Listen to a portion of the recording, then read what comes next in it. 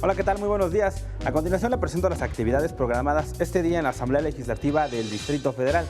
La primera actividad que tenemos es la sesión de la Diputación Permanente. Esta se tiene prevista a las 9 de la mañana en el recinto legislativo.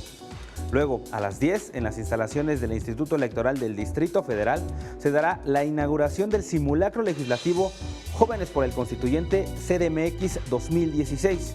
A las 10:30 se celebrará una reunión de trabajo de la Comisión Especial para garantizar el ejercicio periodístico en la Ciudad de México. Esta comisión es encabezada por el diputado Carlos Candelaria López.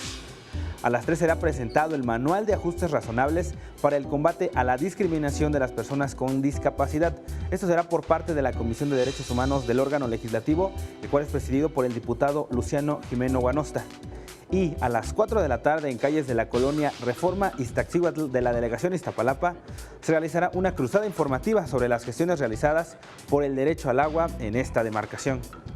Hasta aquí la agenda legislativa. El equipo de Capital 21 estará al pendiente de la información que se desprenda de estas actividades para presentársela en sus diversos espacios informativos.